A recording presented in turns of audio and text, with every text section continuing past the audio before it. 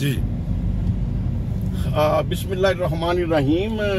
आज 11 मुहर्रमुल हराम शर्फ शरीफ शहर के अंदर जाने का मौका मिला और दोस्तों से मुलाकातें भी हुई।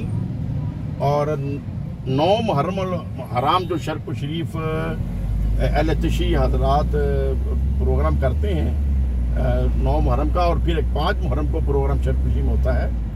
तो अल्हम्दुलिल्लाह दोनों प्रोग्राम बड़े पुरअमन रहे और इस साल शहर का माहौल बड़ा पुरअमन था, जिसके लिए मैं अहलियान शहर को, तमाम अहले सुन्नत को, अहले तशी को, अहले हदीस, तमाम मकाते फ़िक्र को मुबारकबाद पेश करता हूँ, जिन्होंने एक अच्छा मुजाहरा किया।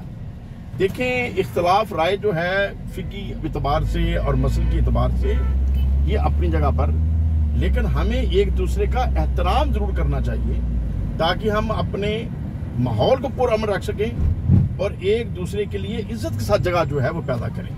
बहरहाल मैं अहलियान शहर को मुबारकबाद देता हूँ कि इस दफ़ा मुहर्रम जो है वो बड़े पुरवकार तरीके से और पुरसुकून तरीके से जो है ये अयाम जो हैं ये इख्तिताम पजीर हुए हैं। और तमाम अहले सुन्नत ने भी इमाम अली मुकाम के साले सवाब के लिए, शुहदाए करबला के साले सवाब के लिए जो तकारीब नकद की, वो भी बड़ी शायान शान तरीके से इनकात पजीर हुई और तकरीबन हर घर के अंदर ही ख़त्म जो है वो पढ़ा गया। अल्लाह ताला हमें इमाम अली मुकाम के नक्शे कदम पर चलते हुए हमेशा हक बात का साथ देने की तौफीक अता फरमाए, 5 वक्त की नमाज की तौफीक अता फरमाए, जो असल मैसेज है कि नबी रहमत सल्लल्लाहु अलैहि वसल्लम की सुन्नत के मुताबिक चलना और लेन देन के अंदर भी बिल्कुल इंसाफ के साथ बिजनेस करना और अपने वतन के लिए अमन का माहौल पैदा करना।